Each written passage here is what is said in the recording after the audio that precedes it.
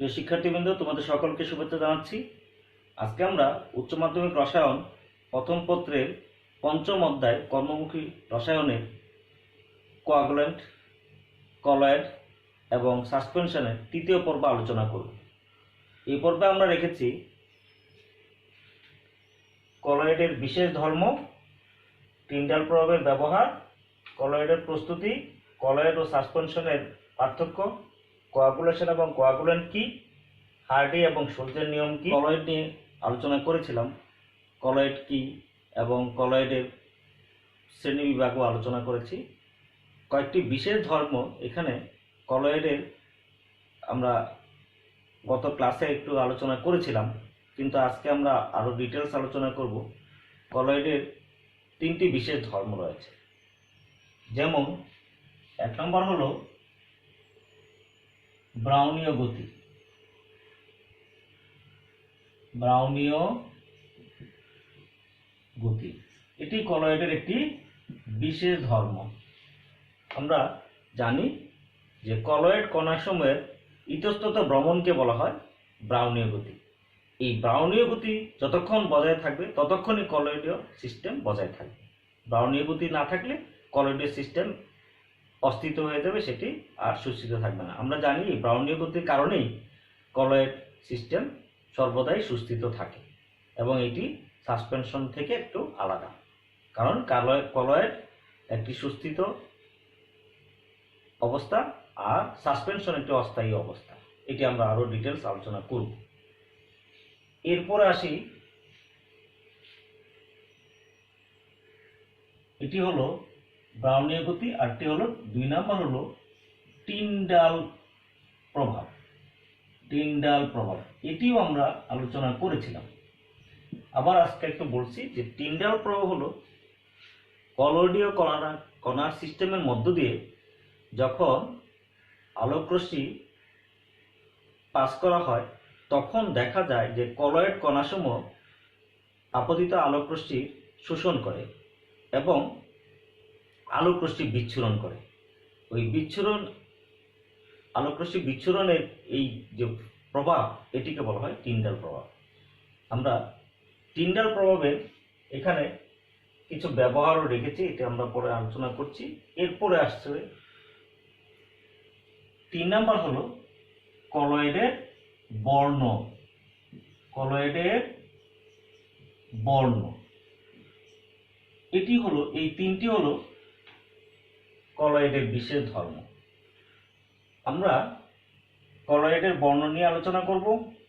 Tyndall প্রভাবের ব্যবহার নিয়ে এখন একটু আলোচনা করছি। টিন্ডাল প্রভাবের ব্যবহার সাধারণত অনেক শিল্প রাসায়নিক ক্ষেত্রে ব্যবহৃত হয়। যেমন তোমরা জানো, শিল্পক্ষেত্রে যখন সালফিউরিক অ্যাসিড প্রস্তুত করা হয় সেক্ষেত্রে সালফার ট্রাইঅক্সাইড স্পর্শ পদ্ধতিতে সালফার ট্রাইঅক্সাইড আগে সালফার ডাইঅক্সাইড থেকে প্রস্তুত করা হয়। সেটি কি?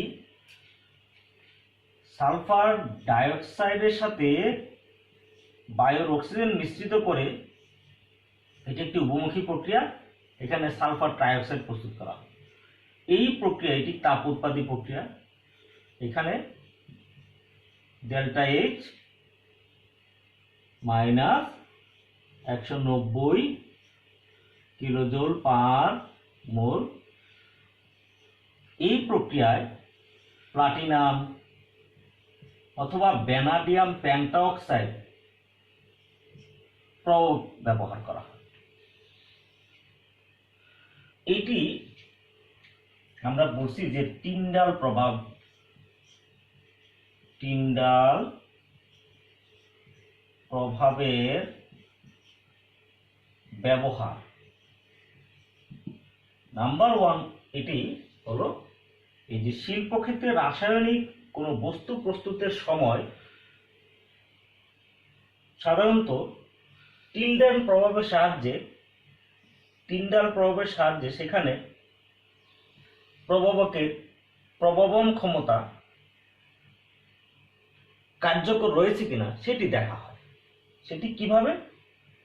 যে এই যে সালফার ডাইঅক্সাইডের সাথে বায়ুর অক্সিজেন দ্বারা জারিত করে যখন সালফার ডাইঅক্সাইড প্রস্তুত করা হয়, সেখানে প্লাটিনাম বা ভ্যানাডিয়াম পেন্টঅক্সাইড ব্যবহার করা হয়। এই যে প্রক্রিয়ার মধ্যে যদি কোনো ধুলাবালি বা অন্য কোনো ক্ষুদ্রতম কণা সেখানে উপস্থিত থাকে, তাহলে তার মধ্যে যদি আলোক রশ্মি পাস করা হয়, টিন্ডাল প্রভাবের কারণে ওই যে ধূলিকণা বা কলয়েডীয় কণা দৃশ্যমান হবে, মানে আলোক বিচ্ছুরণ করবে। তাহলে বোঝা যাবে যে সেক্ষেত্রে তখন ব্যবহৃত এই প্রভাবক প্লাটিনাম অথবা ভ্যানাডিয়াম পেন্টঅক্সাইড প্রভাবন ক্ষমতা কমে যাবে, তখন শিল্প উৎপাদন কম হবে। তাহলে টিন্ডাল প্রভাবের সাহায্যে আমরা দেখে নিতে পারি যে সেখানে কোনো কলয়েডীয় কণা উপস্থিত আছে কিনা, অর্থাৎ প্রভাবকের প্রভাবন ক্ষমতাটা কার্যকর আছে কিনা সেটি দেখা হয়। এটি হলো 1 নম্বর। 2 নম্বর হলো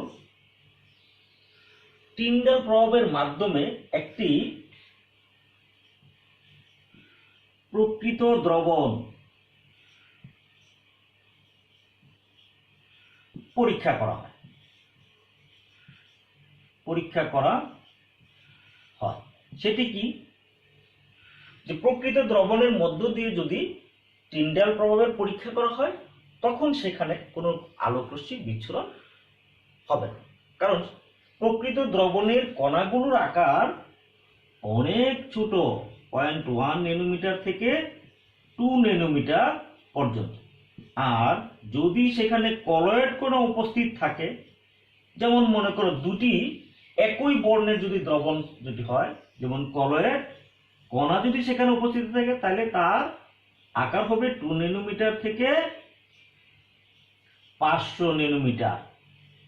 এখন এই দুইটি দ্রবণ যদি একই বর্ণের হয়, তাহলে কোনটি প্রকৃত দ্রবণ, কোনটি কলয়েড দ্রবণ, অর্থাৎ এটি পরীক্ষা করা যাবে কিভাবে?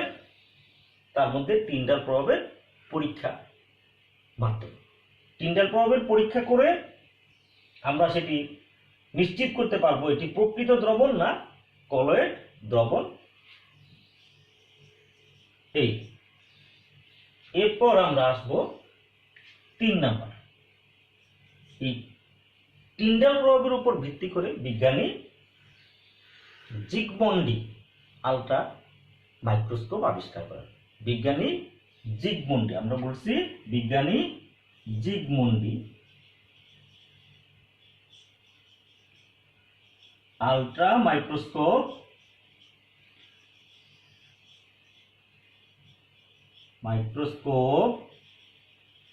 আবিষ্কার করেন।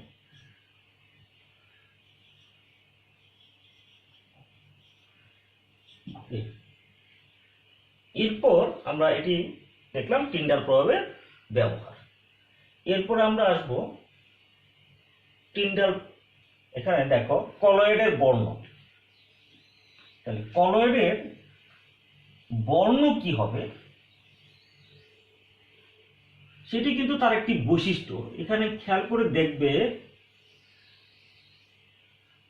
যে কলয়েড দ্রবণের মধ্যে যখন আলোক রশ্মি পাস করা হয়, তখন তার টিন্ডাল প্রভাব দেখা যায়, আমরা সেটা জানি। এক্ষেত্রে কলয়েড কণার আকার খেয়াল করবে, কলয়েড কণার আকার কলয়েড সিস্টেমের মধ্য দিয়ে আপতিত আলোক রশ্মি শোষণের সমানুপাতিক। এখানে কলয়েড কণার আকার যত বেশি হবে, সে তত বেশি আলোক রশ্মি শোষণ করবে। আরেকটি বিষয় খেয়াল রাখবে যে আলোক রশ্মি যে শোষণ করবে, তার যে তরঙ্গ দৈর্ঘ্য কলয়েড কণার আকারের সাথে সাথে আলোক রশ্মির তরঙ্গ দৈর্ঘ্য এর সমানুপাতিক। কারণ বড় আকারের কলয়েড কণা বড় আকারের তরঙ্গ দৈর্ঘ্য শোষণ করে, ছোট আকারের কলয়েড কণা ছোট আকারের তরঙ্গ দৈর্ঘ্য শোষণ করে। তাহলে ছোট আকারের তরঙ্গ দৈর্ঘ্য যখন ছোট তরঙ্গ দৈর্ঘ্য শোষণ করবে, সে তখন বড় তরঙ্গ দৈর্ঘ্যের আলোকরশ্মি বিচ্ছুরণ করবে। আবার বড় আকারের তরঙ্গ দৈর্ঘ্য যখন দীর্ঘতর তরঙ্গ দৈর্ঘ্য শোষণ করবে, তখন সে ছোট তরঙ্গ দৈর্ঘ্যের আলোকরশ্মি বিকিরণ করবে। এই ক্ষেত্রে কলয়েডের বর্ণ তখন বিভিন্ন রকমের হয়। যেমন তোমরা দেখবে বড়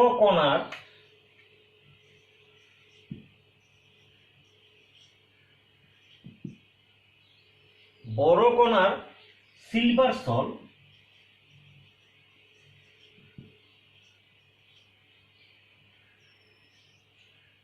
বেগুনি বর্ণের,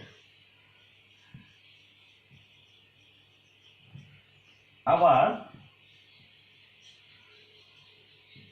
ছোট কণার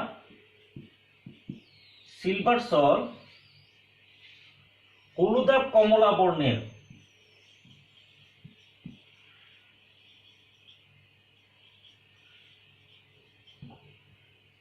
দুটি বিষয় খেয়াল করবে, বড় কণার সিলভার সল বেগুনি বর্ণের। আমরা জানি বেগুনি বর্ণের তরঙ্গ দৈর্ঘ্য সবচেয়ে কম। ছোট কণার সিলভার সল হলুদাভ কমলা বর্ণের, হলুদাভ কমলা বর্ণের, কমলার পরেই লাল, তাহলে তাদের তরঙ্গ দৈর্ঘ্য বেশি। তাহলে বড় কণার এই যে সিলভার সল, সেটি কিন্তু ক্ষুদ্র তরঙ্গ দৈর্ঘ্যের বিকিরণ আলোকরশ্মি শোষণ করে। এখানে দেখবে বড় কণার সিলভার সল বড় তরঙ্গ দৈর্ঘ্যের বিকিরণ শোষণ করে, ক্ষুদ্র তরঙ্গ দৈর্ঘ্যের বিকিরণ সে বিচ্ছুরণ করে। কারণ আকারের সাথে তার শোষিত তরঙ্গ আলোকরশ্মির তরঙ্গ দৈর্ঘ্য সমানুপাতিক। আকার যত বাড়বে, শোষিত আলোকরশ্মির তরঙ্গ দৈর্ঘ্য তত বাড়বে, আর বিচ্ছুরিত তরঙ্গ তখন কম হবে। সেক্ষেত্রে বড় কণার সিলভার সেল, তার আকার যেহেতু বড়, সে বড় তরঙ্গ দৈর্ঘ্যের দৃশ্যমান আলোকরশ্মি শোষণ করে, এবং ক্ষুদ্রতর তরঙ্গ দৈর্ঘ্যের আলোকরশ্মি যখন সে বিচ্ছুরণ করে, আমরা তখন তাকে ওই বর্ণের দেখতে পাই। তখন সেটি হলো, যেমন সে বড় তরঙ্গ দৈর্ঘ্যের শোষণ করার কারণে তার ক্ষুদ্র তরঙ্গ দৈর্ঘ্যের আলোকরশ্মি সেই কণা থেকে বিচ্ছুরিত, এবং সেটি আমরা দেখে থাকি, তখন আমরা বলি এটি বেগুনি বর্ণের।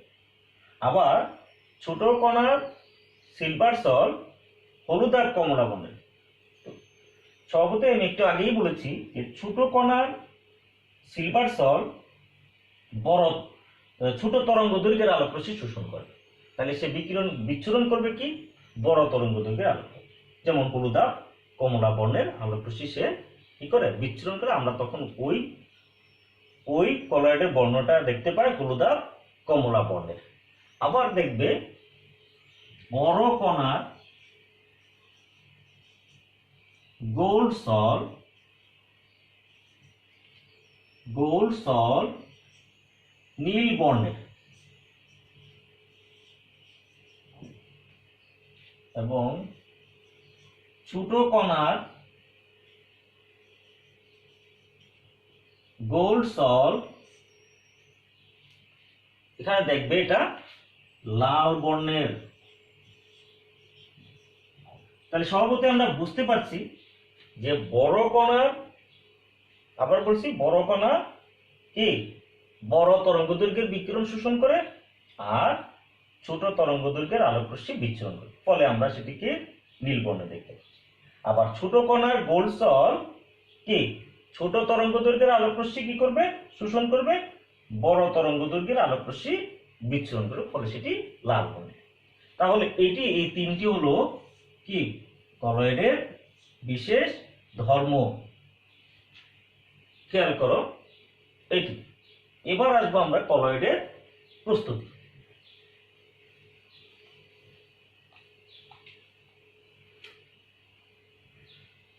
সাধারণত আমরা জানি যে কলয়েড দ্রবণ প্রস্তুতি পদ্ধতির উপর ভিত্তি করে কলয়েড দুই প্রকার। সেটি হলো দ্রাবক আকর্ষী কলয়েড, আর হলো দ্রাবক বিকর্ষী কলয়েড। সাধারণত দ্রাবক আকর্ষী কলয়েড প্রস্তুতি খুবই সহজ প্রকৃতি। যেমন মনে করো, দ্রাবক আকর্ষী কলয়ে গাম এবং জিলেটিনকে আমরা গরম পানিতে যুক্ত করে সহজেই জাকিয়ে তাকে তা আকর্ষী দ্রবণ তৈরি করা যায়। সেটি আমরা বলছি, কি বলছি, দ্রাবক আকর্ষী কলয়েড। দ্রাবক আকর্ষী কলয়েড কি উদাহরণ ছিল? গাম, জিলেটিন,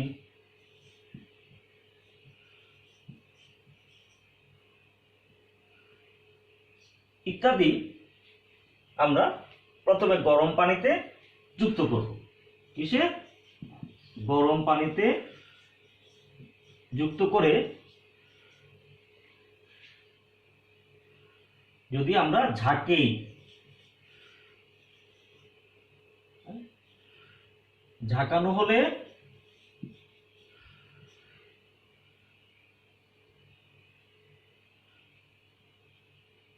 হলে এর কলয়েড দ্রবণ তৈরি হয়। এটি একটি সহজ পদ্ধতি। এরপর আমরা আসবো, সাধারণত আমরা এই দ্রাবক আকর্ষী কলয়েড উচ্চ মাধ্যমিক সিলেবাস পর্যন্ত এইটুকুই। পরবর্তী যখন অ্যাডভান্স লেভেলে যাবে তখন অন্যান্য প্রকৃতি, অন্যান্য পদ্ধতি আমরা আলোচনা করব। এখন দেখতেছি দ্রাবক বিকর্ষী কলয়েড।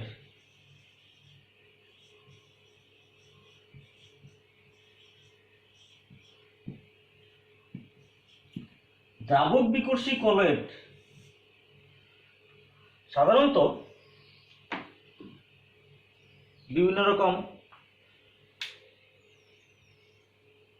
ধাতব সল, হাইড্রোক্সাইড সল, সালফার সল, এগুলো দ্রাবক বিকর্ষী কলয়েড। এই দ্রাবক বিকর্ষী কলয়েড প্রস্তুত করার দুইটি পদ্ধতি রয়েছে। একটি হলো ডিসপারশন মেথড, একে বলা হয় বিস্তরণ পদ্ধতি। বিস্তরণ বা বিস্তরণ যদি লেখো একই, বিস্তরণ পদ্ধতি, এটা বলে ডিসপারশন মেথড।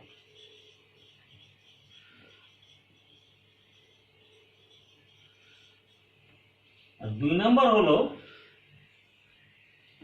ঘনীভবন মেথড। ঘনীভবন পদ্ধতি বা কন্ডেনসেশন মেথড।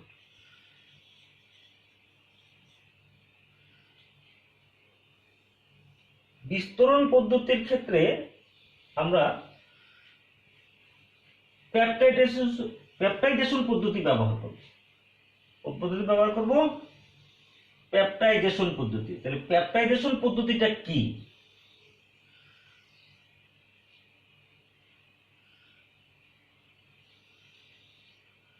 পেপটাইজেশন পদ্ধতি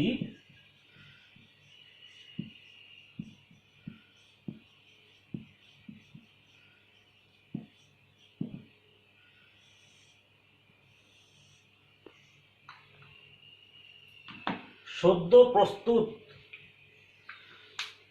জমাটবদ্ধকৃত কোনো পদার্থের দ্রবণের মধ্য দিয়ে সমআয়নযুক্ত কোনো তড়িৎ বিশ্লেষ্য ব্যবহার করে এই বড় কণাগুলোকে ছোট কণায় বিচ্ছিন্ন করে কলয়েড দ্রবণ প্রস্তুতিকে বলা হয় পেপটাইজেশন পদ্ধতি। আমরা বলছি, খেয়াল করো, কি বলছি? পেপটাইজেশন পদ্ধতি। তাহলে এটি একটি রাসায়নিক প্রক্রিয়া, যে প্রক্রিয়ায় সদ্য প্রস্তুত জমাটকৃত বড়, এখানে দেখো, প্রস্তুতকৃত পদার্থের দ্রবণের মধ্য দিয়ে কোনো তড়িৎ বিশ্লেষ্য পদার্থের দ্রবণ যোগ করে যদি তাকে আমরা ঝাঁকাই, তখন তড়িৎ বিশ্লেষ্য পদার্থের আয়নসমূহ এই জমাটকৃত পদার্থের বড় কণাগুলোকে বিচ্ছিন্ন করে কলয়েড দ্রবণ প্রস্তুত করে। এই পদ্ধতিটাকে বলা হয় পেপটাইজেশন পদ্ধতি। এই পেপটাইজেশন পদ্ধতির আমরা যেমন তোমার ফেরিক হাইড্রোক্সাইড সল্ট প্রস্তুতি অথবা সিলভার ক্লোরাইড সল্ট পদ্ধতি, এই দুটি হলো পেপটাইজেশন পদ্ধতিতে প্রস্তুত করা হয় ফেরিক হাইড্রোক্সাইড সল্ট। তাহলে ফেরিক হাইড্রোক্সাইড সল্ট প্রস্তুতি, ফেরিক হাইড্রোক্সাইড সল্ট প্রস্তুতি সেটি কি? সদ্য প্রস্তুত ফেরিক হাইড্রোক্সাইড দ্রবণের মধ্য দিয়ে আমরা প্রথমে তাকে পানি দিয়ে ধুয়ে এই দ্রবণের মধ্যে বাদামি বর্ণের সদ্য প্রস্তুত ফেরিক হাইড্রোক্সাইড দ্রবণটা কি? বাদামি বর্ণের জমাটকৃত দ্রবণ। একে পানি দিয়ে ধুয়ে এর মধ্য দিয়ে পানি এবং কিছু ফেরিক ক্লোরাইড তৈলবিশেষ হিসাবে আমরা সমায়ন বিশিষ্ট আমরা তৈলবিশেষ নিতে পারি, অথবা সমায়ন ছাড়াও নেওয়া যাবে, কিন্তু সমায়ন বিশিষ্ট হলে সহজ হয়। সমায়ন বিশিষ্ট ফেরিক ক্লোরাইড দ্রবণ নিয়ে আমরা যদি তাকে ঝাঁকাই তখন ফেরিক হাইড্রোক্সাইড এর মধ্যে ফেরিক ক্লোরাইড দ্রবণ সে কি? ফেরিক আয়ন সরবরাহ করে। এই ফেরিক আয়ন তার চারপাশে ঘিরে ফেরিক হাইড্রোক্সাইডের বড় কণাগুলোকে সে ক্ষুদ্র কণায় বিভক্ত করে এর এই যে ফেরিক হাইড্রোক্সাইড, ফেরিক আয়ন, এইরকম আমরা যখন আমরা খেয়াল করো কলয়েড দ্রবণের সুস্থিতি ব্যাখ্যা করেছিলাম, তখন আমরা লিখেছিলাম যে এই যে দ্রাবক বিকর্ষী কলয়েডগুলো কি কি ধনাত্মক চার্জ বিশিষ্ট হয়, সেটি কিভাবে? এই যে ফেরিক হাইড্রোক্সাইড এর চারপাশে এইরকম ফেরিক আয়নগুলো যুক্ত থাকবে।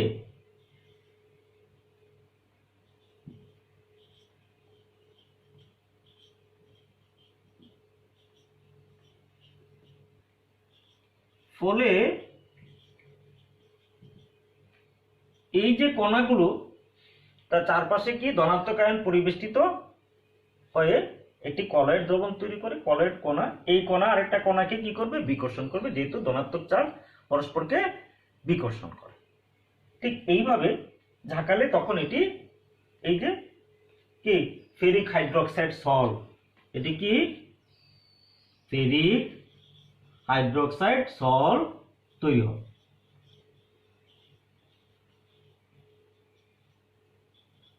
সল্ট, ফেরিক হাইড্রোক্সাইড সল্ট তৈরি হবে। এবার এরপরে আমরা দেখব silver chloride salt.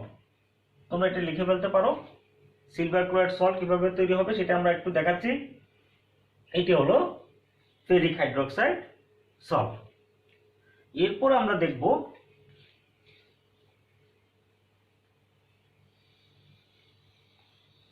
Silver chloride salt.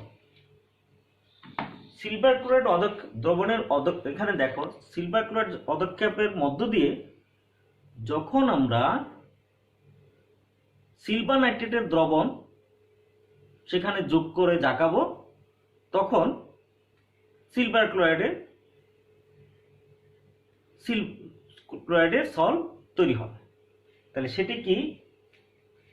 Silver chloride পদক্ষেপ, এর মধ্যে আমরা নিব সিলভার নাইট্রেট, পানিতে দ্রবণীয় সিলভার নাইট্রেট, এর দ্রবণ যোগ করলে সিলভার ক্লোরাইড সল্ট তৈরি হবে। এটি কিভাবে থাকবে? সিলভার ক্লোরাইড চারিদিকে এরকম সিলভার আয়ন পরিবেষ্টিত থাকবে। অর্থাৎ এই সমায়ন বিশিষ্ট তড়িৎ বিশ্লেষ্য গুলো সিলভার ক্লোরাইডের অধক্ষেপের বড় কণাগুলোকে ছোট করে তাদের চারপাশে একটি এরকম স্ফেয়ার তৈরি করে সে তখন একটি কলয়েড দ্রবণ তৈরি করে। এটি হলো সিলভার ক্লোরাইড সল্ট। এবার আসবো আমরা পেপটাইজেশন পদ্ধতি গেল। এটি কি? এটি হলো ডিসপারশন মেথড বা বিস্তরণ পদ্ধতি। এবার দেখব ঘনীভবন পদ্ধতি। ঘনীভবন বা কনডেনসেশন মেথড।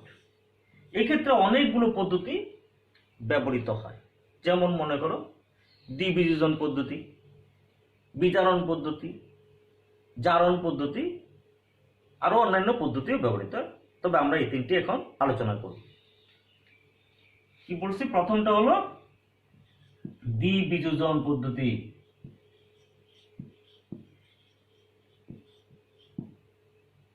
এই ক্ষেত্রে যেমন মনে করো আমরা দ্বিবিযোজন পদ্ধতির ক্ষেত্রে সালফার সল্ট প্রস্তুত করা হয় বা আর্সেনিক, এখানে খেয়াল করবে আর্সেনিক সালফাইড সল্ট প্রস্তুত করা হয়। সেটা হলো আর্সেনিক অক্সাইড দ্রবণের মধ্য দিয়ে হাইড্রোজেন সালফাইড প্রবাহিত করলে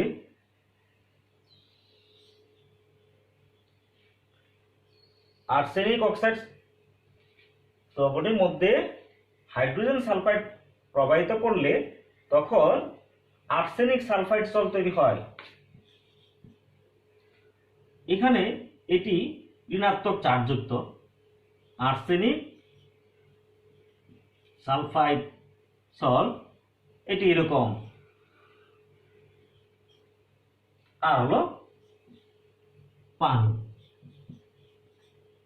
এটিও এই যে আর্সেনিক সালফাইড, এর চারপাশে সালফাইড আয়নের স্পেয়ার।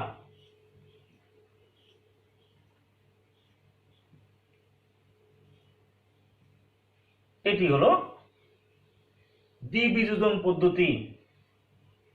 এখানে আর্সেনিক সালফাইড তৈরি হয়। কারণ কি? দেখো এখানে দ্বিবিযোজন পদ্ধতি কেন বলা হলো? এই যে আর্সেনিক সালফাইড, এখানে সালফাইড আয়নটা এর সাথে চলে গেল আর অক্সিজেনটা হাইড্রোজেনের সাথে যুক্ত হয়ে পানি তৈরি করলো। এই জন্য এই পদ্ধতিকে বলা হচ্ছে দ্বিবিযোজন। এবার আমরা আলোচনা করব বিজারণ পদ্ধতি। সাধারণত বিজারণ পদ্ধতির সাহায্যে ধাতব সল্টগুলো প্রস্তুত করা হয়, যেমন প্লাটিনাম সল্ট, গোল্ড সল্ট ইত্যাদি ধাতব পদার্থের লবণের দ্রবণে। আমরা এবার আলোচনা করছি বিজারণ পদ্ধতি।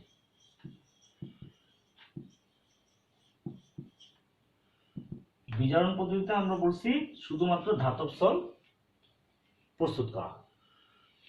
এক্ষেত্রে বিভিন্ন ধাতব পদার্থের লবণের দ্রবণে বিজারক পদার্থের দ্রবণ, যেমন স্টেনাস ক্লোরাইড অথবা জৈব বিজারক পদার্থ যোগ করে তাদের কলয়েড সল্ট তৈরি করা হয়। যেমন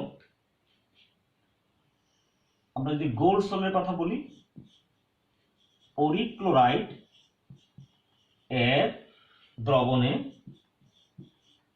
স্টেনাস ক্লোরাইড যুক্ত করে গোল্ড সল্ট প্রস্তুত করা হয়।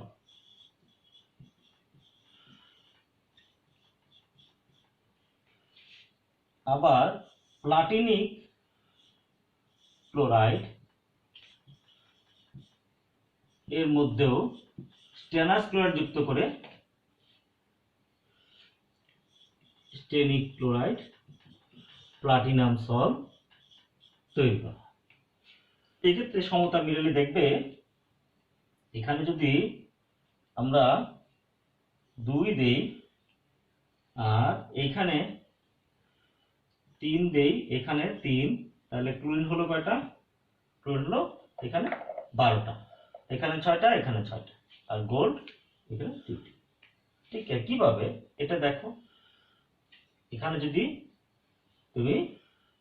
আমরা এখানে যদি 2 দেই তাহলে কত হচ্ছে? ক্লোরিন হচ্ছে, আর এখানে 2 দিলাম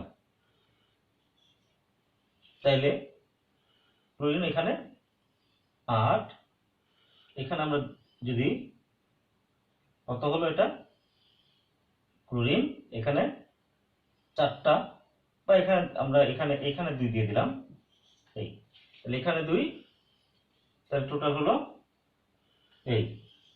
এটা হলো প্লাটিনাম সল্ট। পরিক্লোরাইডের দ্রবণে আমরা বলছি জৈব বিজারক ফর্মালডিহাইড যোগ করেও গোল্ড সল্ট তৈরি করা যায়। সেক্ষেত্রে দেখবে ফর্মিক অ্যাসিড বা মিথানোয়িক অ্যাসিড, হাইড্রোক্লোরিক অ্যাসিড, আর হলো গোল্ড সল্ট। এই ক্ষেত্রে এই হাইড্রোক্লোরিক অ্যাসিড এটি যেহেতু অ্যাসিড, এটি পুনরায় গোল্ড সল্টকে আবার বিনষ্ট করে দিতে পারে, ফলে একে প্রশমিত করা হয় পটাশিয়াম কার্বনেটের সাহায্যে। ওই দ্রবণে পটাশিয়াম কার্বনেট যুক্ত করে দিলে পটাশিয়াম ক্লোরাইড, পানি, আর কি কার্বন। এই হলো বিজারণ পদ্ধতির সাহায্যে বিভিন্ন ধাতব সল্টগুলো তৈরি করা হয়। এরপর আমরা যাব জারণ পদ্ধতি। আমি বুঝে দিচ্ছি, জারণ পদ্ধতির সাহায্যে অধাতব সল্টগুলো তৈরি করা হয় সাধারণত। যেমন দেখবে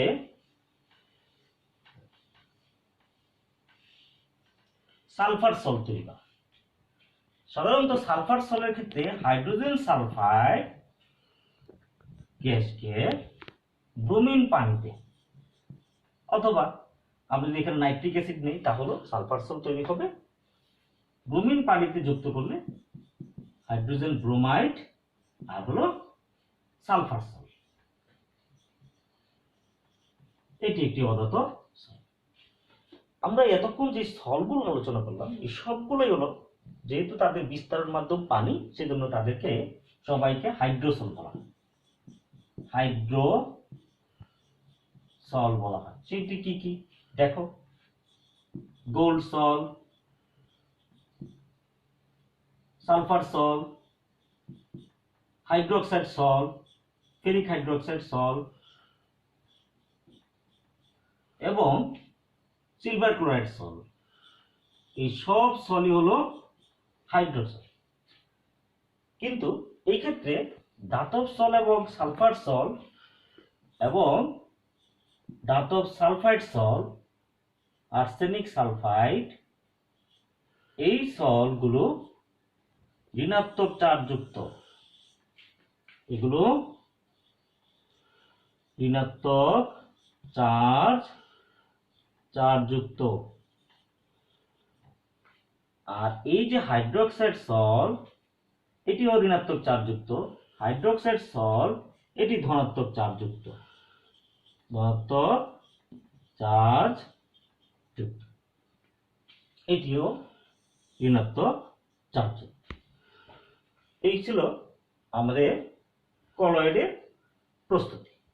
এবার আমরা আলোচনা করব সাসপেনশন কি এবং সাসপেনশন এবং কলয়েডের মধ্যে পার্থক্য। আমরা আমাদের পূর্বের ক্লাসগুলোতে সাসপেনশন এবং কলয়েড সম্পর্কে আলোচনা করেছি। সাসপেনশন এবং কলয়েডের মধ্যে মূল পার্থক্য হলো তাদের কণার আকৃতি এবং দ্রবণের প্রকৃতি, সেটি সুস্থিত না অস্থায়ী সেটির উপর। যেমন সাসপেনশন, আমরা আসি। সাসপেনশন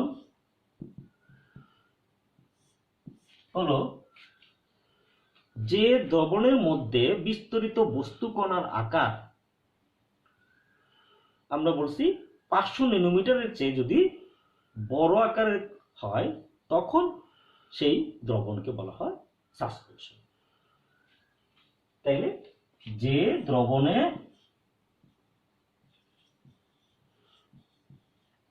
বিস্তরিত কণার আকার 500 ন্যানোমিটারের চেয়ে বেশি হয় তাকে সাসপেনশন বলে। এখানে এর সাথে কলয়েডের পার্থক্য আকৃতিতে, কারণ কলয়েডের আকৃতি আমরা বলছি 0.1, এখানে 2 ন্যানোমিটার, 2 ন্যানোমিটার থেকে 500 ন্যানোমিটার পর্যন্ত এটি হলো কলয়েড 1 নম্বর আকৃতি এটা। এরপরে আসো এই যে সাসপেনশন,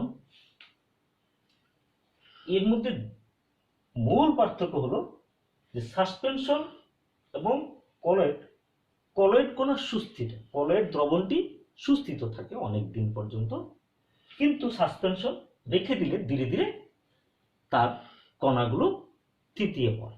যেমন রক্ত, আমাদের মানবদেহের রক্ত একটি সাসপেনশন। কারণ কি, রক্তের মধ্যে এখানে বিস্তরিত কণা হলো রক্ত কণিকাগুলো, রক্ত কণিকা, সেটা তোমরা জানবে। সেখানে কি কি আছে, WBC white blood corpuscle, RBC red blood corpuscle এবং প্লাটিলেট, এগুলো হলো বিস্তরিত কণা।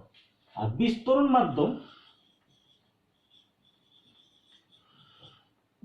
মাধ্যম হলো সেখানে রক্তের সিরাম, এটি তরল।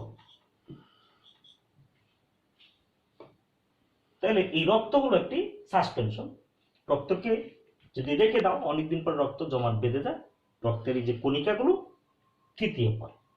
সাধারণত দেখবে যখন রক্তের পরীক্ষা করা হয়, এই রক্তের সিরামের মধ্যে এটাকে এই যে তার সিরাম সেডিমেন্টেশন রেট পরীক্ষা করা হয়। এটি দেখা হয় যে কত তাড়াতাড়ি রক্তটা জমা বেঁধে যাচ্ছে। এটি সাসপেনশন একটি প্রকৃষ্ট উদাহরণ। এবার আসবো আমরা সাসপেনশন এবং কলয়েডের মূল পার্থক্য দেখলাম আকার, আরেকটি পার্থক্য হলো দেখলাম যে কি সাসপেনশন হলো অস্থিত, এটি সুস্থিত, এটি 2 নম্বর।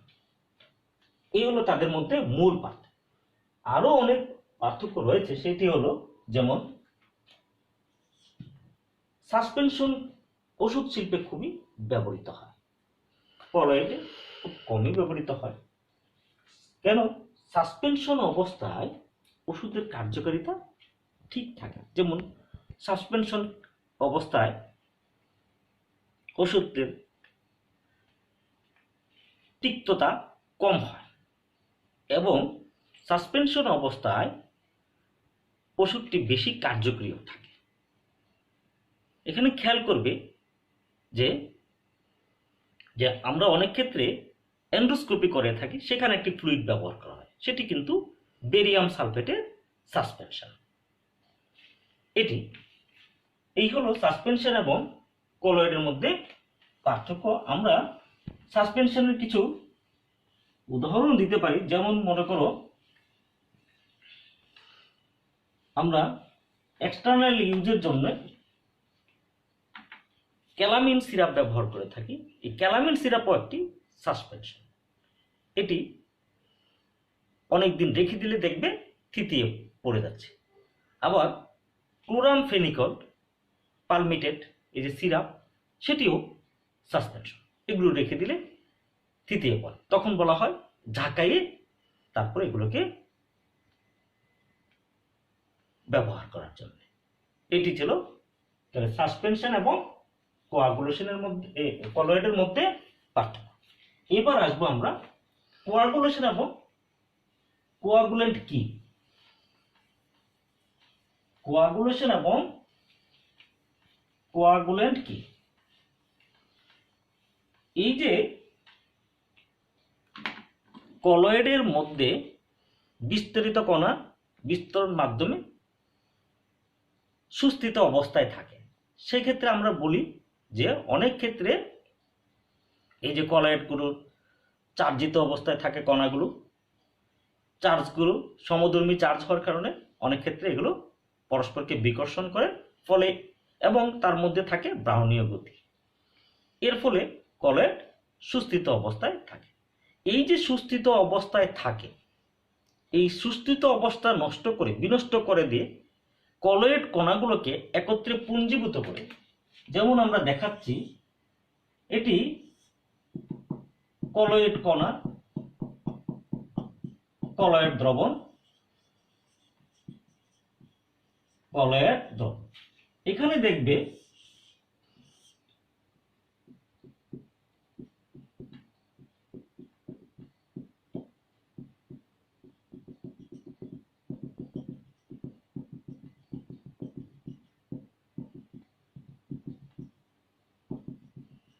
এখানে দেখো কলয়েড কণাগুলো একটু বিস্তৃত অবস্থায় আছে, কেউ কাউকে স্পর্শ করছে না, দূরে পরস্পর থেকে দূরত্বে অবস্থান করছে। কিন্তু এখানে দেখা যাচ্ছে কলয়েড কণাগুলো স্তূপীকৃত হয়ে যাচ্ছে, পিণ্ডীভূত বা তোমার পুঞ্জীভূত হয়ে যাচ্ছে গুচ্ছ আকারে। এই যে গুচ্ছ আকারে যে প্রক্রিয়ায় কলয়েডের এই দ্রবণের বিস্তরিত কণাগুলোকে একত্রে গুচ্ছীভূত করে, পুঞ্জীভূত করে একটি বড় কণায়, বড় দলায় পরিণত করা হয়, পরে তাকে বিস্তারিত মাধ্যম থেকে আলাদা করা হয়, সেই প্রক্রিয়াকে বলা হয় কোয়াগুলেশন। সেটিকে কি বলা হয়? কোয়াগুলেশন। এবং যে পদার্থের উপস্থিতিতে এই কোয়াগুলেশন প্রক্রিয়াটি সম্পন্ন হয় তাকে বলা হয় কোয়াগুলেন্ট। তাকে কি বলা হয়? কোয়াগুলেন্ট। এটি একটি উদাহরণ দিলেই বুঝবে। খেয়াল করো, আমরা দুধের দ্রবণ নিলাম, দুধ একটি আমরা বলছি কলয়েড, এটি ইমালশন। এই যে দুধের মধ্যে যদি আমরা কিছু পরিমাণে অ্যাসিড যোগ করি তাহলে কি হবে? দুধের মধ্যে কি থাকে? চর্বি এবং প্রোটিনের কণা, চর্বি এবং প্রোটিন কণা। এই যে প্রোটিন কণা এবং চর্বি, তারা পরস্পর থেকে একটা সমান দূরত্বে সর্বদাই অবস্থান করে, ফলে দুধের এই যে ভুক্ত অবস্থা দেখা। কিন্তু এর মধ্যে যদি কিছু পরিমাণে লেবুর রস মানে কি? সেখানে সাইট্রিক অ্যাসিড, অ্যাসিড কি করে দ্রবণে? তখন সে হাইড্রোজেন আয়ন চাপ। এই হাইড্রোজেন আয়ন এই চর্বি এবং প্রোটিন কণার তাদের মধ্যে যে একটা আন্তঃআণবিক বল আছে, সেই বলটাকে হ্রাস করে দেয়, কমিয়ে দেয়। ফলে কি হয়? চর্বি এবং প্রোটিন কণাগুলো একত্রে পুঞ্জীভূত হয়ে সেটি কিসে পরিণত হয়? দইয়ে পরিণত হয়, যেটি তোমরা সবাই দেখে থাকো। তাহলে এই যে দইয়ে পরিণত হলো কিসের উপস্থিতিতে? অ্যাসিডের উপস্থিতিতে। তাই অ্যাসিড হলো এখানে কোয়াগুলেন্ট। এটা হলো কোয়াগুলেন্ট। আর এই যে প্রক্রিয়াটা, এই প্রক্রিয়াটাকে বলা হয় কোয়াগুলেশন। এই প্রক্রিয়াটাকে বলা হয় কোয়াগুলেশন। তাহলে বুঝলে যে কোয়াগুলেশন এবং কোয়াগুলেন্ট কি। কোয়াগুলেশন হলো একটি প্রক্রিয়া, সেটি রাসায়নিক অথবা যান্ত্রিক প্রক্রিয়া। আর কোয়াগুলেন্ট হলো একটি রাসায়নিক পদার্থ, সেটি ধনাত্মক চার্জযুক্ত হতে পারে এবং ঋণাত্মক চার্জযুক্ত হতে পারে। বিজ্ঞানী হার্ডি এবং সোলজি এই দুজন বিজ্ঞানী অনেক কলয়েড দ্রবণের কোয়াগুলেশন করে দেয়। তাদের বিস্তরিত কণাকে বিস্তরণ মাধ্যম থেকে আলাদা করে।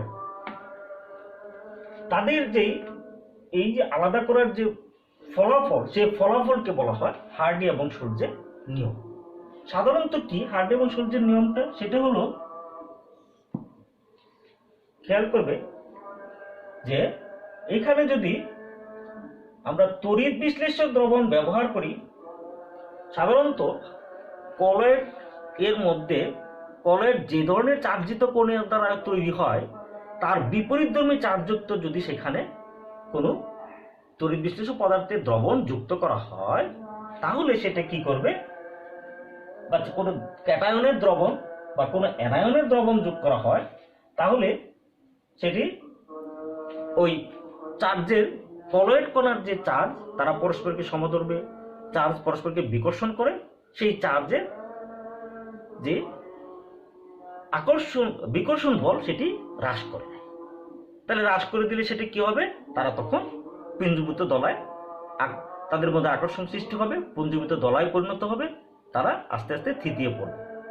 এটি হার্ডি এবং সোলজের প্রথম নিয়ম। তাহলে সেটি কি, যে কলয়েড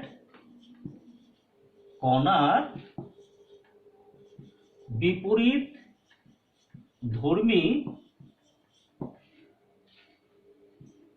চার্জ যুক্ত দ্রবণ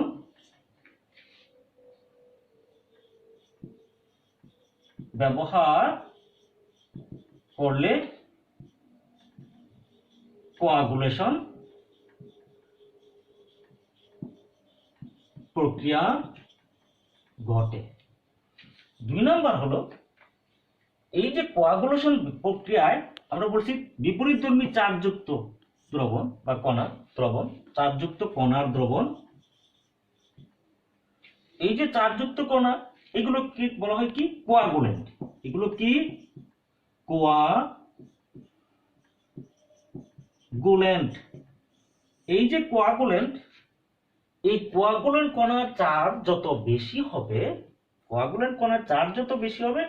তত কোয়াগুলেশন প্রক্রিয়াটি তত বেশি সহজ হবে। অর্থাৎ কোয়াগুলেন্টের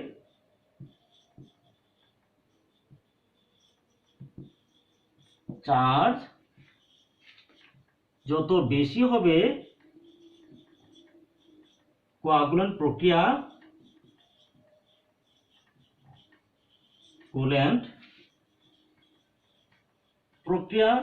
তত সহজ হবে। যেমন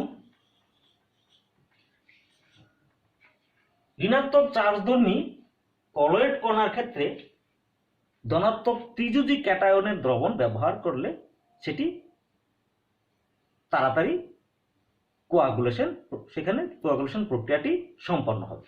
যেমন খেয়াল করো, সেক্ষেত্রে যেমন অ্যালুমিনিয়াম 3+ আয়ন, এর চেয়ে বেশি, এটি ত্রিযুজি ক্যাটায়ন, এর কোয়াগুলেশন ক্ষমতা সবচেয়ে বেশি। এরপরে ম্যাগনেসিয়াম আয়ন, এরপরে সোডিয়াম আয়ন, এগুলো দেখবে, অথবা এখানে আমরা বেরিয়াম আয়ন দিতে পারি।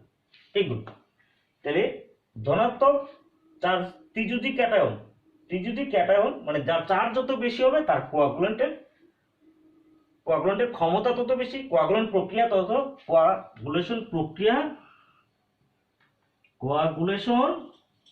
প্রক্রিয়া তত সহজ হবে। ঠিক বিপরীত ক্রমে আবার অ্যানায়ন যদি ব্যবহার করা হয়, ধনাত্মক চার্জধর্মী কলয়েড দ্রবণের মধ্যে কোয়াগুলেশন প্রক্রিয়া চালানোর জন্য ঋণাত্মক চার্জধর্মী কি করতে হবে, কণার দ্রবণ ব্যবহার করতে হবে। তাহলে ঋণাত্মক চার্জধর্মী কণার দ্রবণ সেক্ষেত্রে যদি ব্যবহার করি, তাহলে তাদের ক্ষেত্রে সেটা কি হবে, যেমন ফেরিসায়ানাইড, এটি সবচেয়ে বেশি। তারপর হলো ডাইক্রোমেট, সেখানে দেখবে Cr2O7 2। এরপরে সালফেট, তারপরে অক্সালেট, এরপরে একযোজি অ্যানায়ন, তার কোয়াগুলেশন ক্ষমতা সবচেয়ে কম। 3 নম্বর হলো এই যে এখানে, তাহলে 1 নম্বর নিয়ম কি, কলয়েড কণার বিপরীতধর্মী চার্জ যুক্ত কণার দ্রবণ ব্যবহার করলে কোয়াগুলেশন প্রক্রিয়া ঘটে, এবং এই কোয়াগুলেন্টের চার্জ যত বেশি হবে কোয়াগুলেশন প্রক্রিয়া তত সহজ হবে। 3 নম্বর হলো যেহেতু কোয়াগুলেন্টের চার্জ যত বেশি হবে, তার যত বেশি চার্জের ক্যাটায়ন বা অ্যানায়ন বেশি পরিমাণে কলয়েড কণাগুলোকে কোয়াগুলেশন প্রক্রিয়া আনতে পারে, সেজন্য তাদের ন্যূনতম মোল সংখ্যার অনুপাতে এখানে ব্যবহৃত হয়। ন্যূনতম মোল সংখ্যা মানে তোমার যদি তুমি সোডিয়াম ব্যবহার করো তাহলে এটা বেশি পরিমাণে লাগবে, আর যদি অ্যালুমিনিয়াম ব্যবহার করো এটা কম পরিমাণে লাগবে। সাধারণত দেখা হয় যে সকল কোয়াগুলেন্টের ন্যূনতম মোল ব্যবহৃত হয় সেই সকল কোয়াগুলেন্ট ব্যবহার করা হয়। তাহলে ন্যূনতম কোয়াগুলেন্ট কি ব্যবহৃত হবে, অ্যালুমিনিয়াম ব্যবহার। এটি হলো 3 নম্বর। তাহলে ন্যূনতম মোল পরিমাণে কোয়াগুলেন্ট ব্যবহার করা হয়, কারণ কি এখানে ন্যূনতম মোল সংখ্যার অনুপাতে মোল সংখ্যা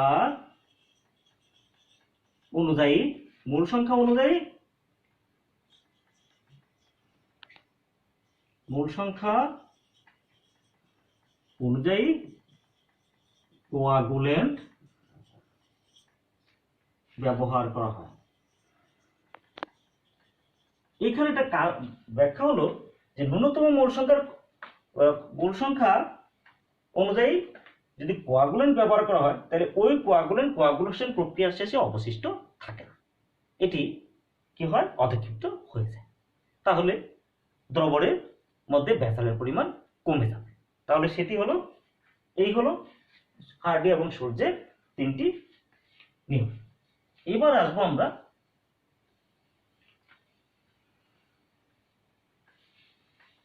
একটু দেখে নিই এই যে হার্ডি এবং সূর্যের নিয়ম অনুসারে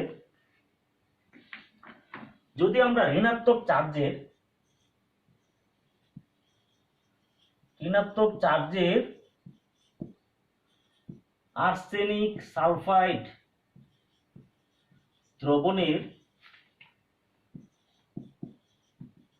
কোয়াগুলেশন করি, তাহলে কোয়াগুলেশনে সবচেয়ে বেশি কার্যকরী কে হবে, খেয়াল করে দেখো এখানে আমরা ধনাত্মক চার্জধর্মী আমরা কি করব, কোয়াগুলেন্ট ব্যবহার করব। কোয়াগুলেশনে সবচেয়ে কার্যকরী হবে ত্রিযুজি ক্যাটায়ন। কোয়াগুলেশনে ত্রিযুজি ক্যাটায়ন এর দ্রবণ অধিক কার্যকরী। এর একটি আমরা ডাটা দেখে উপাত্ত আমরা দেখে ব্যাখ্যা করব কেন এটা বেশি কার্যকরী। দেখো, যদি আমরা মনে করো ব্যবহৃত তড়িৎ বিশ্লেষ্য আমরা নিই, তড়িৎ বিশ্লেষ্য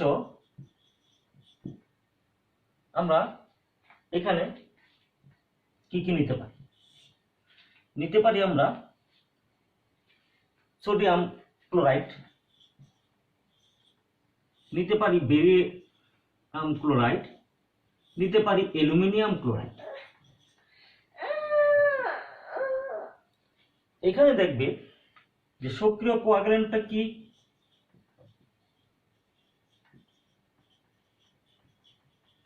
এখানে হলো সোডিয়াম আয়ন, এখানে বেরিয়াম 2+ আয়ন, এখানে অ্যালুমিনিয়াম 3+। তাহলে মোল সংখ্যার অনুপাত কোনটি সবচেয়ে কম ব্যবহৃত হয়, কম পরিমাণে লাগে, এটা মিলিমোল এককে ব্যবহৃত হয়। এটি হলো সবচেয়ে কম 0.093। এটি হলো 0.69, আর এটি হলো সবচেয়ে বেশি, কত খেয়াল করো, 52, এটি হলো 52 মিলিমোল দ্রবণ।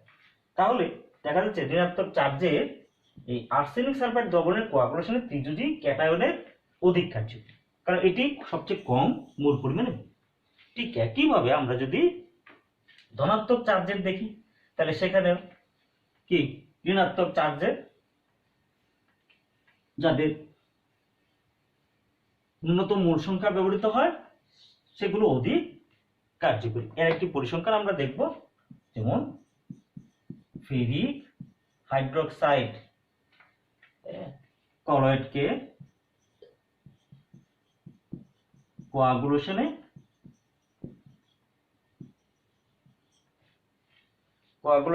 ব্যবহৃত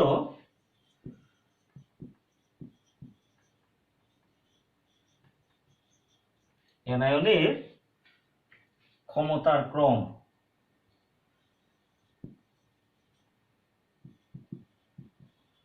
আমরা এখানে দেখলাম।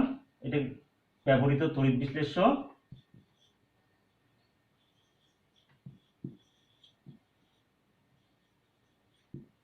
হিসেবে আমরা কি কি নিতে পারি?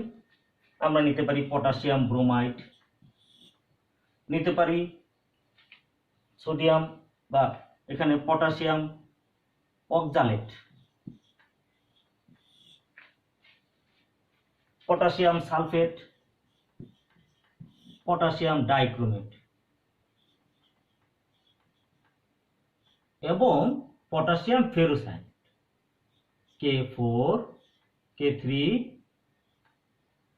FeCN6।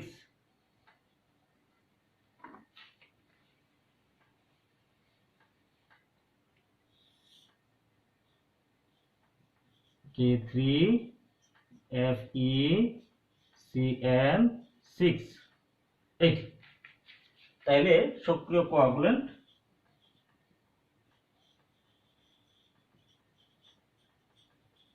এখানে ব্রোমাইড আয়ন, এখানে অক্সালেট আয়ন, এখানে সালফেট আয়ন, এখানে ডাইক্রোমেট আয়ন, আর এখানে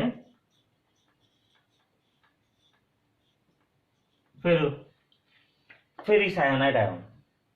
তাহলে দেখব তাদের কত কম। এটা হলো 0.096 মোল। এটা কি হলো? মোল সংখ্যা কি মিলিমোল অনুসারে। এটি হলো 0.190, এটি হলো 0.210, এটি হলো 0.238, আর এটি হলো সবচেয়ে বেশি ব্যবহৃত 138। তাহলে দেখতেই পাচ্ছ যে এইখানে এই যে ফেরিসায়ানাইড, এই ঋণাত্মক চার্জধর্মী কোয়াগুলেন্ট এখানে অধিক কার্যকরী। এই হলো আমাদের। এরপর আমরা আসবো সিইটিপি কি। এখানে খেয়াল করবে শিল্প ক্ষেত্রে 3 ধরনের বর্জ্য অপসারিত হয় বা ডিসপোজাল হয়। যেমন 1 নম্বর হলো তোমার বিভিন্ন রকম রাসায়নিক বর্জ্যের মধ্যে জৈব এবং অজৈব বর্জ্য। 2 নম্বর হলো কলয়েড এবং সাসপেনশন দ্রবণের বর্জ্য। আর 3 নম্বর হলো বিভিন্ন জটিল যৌগের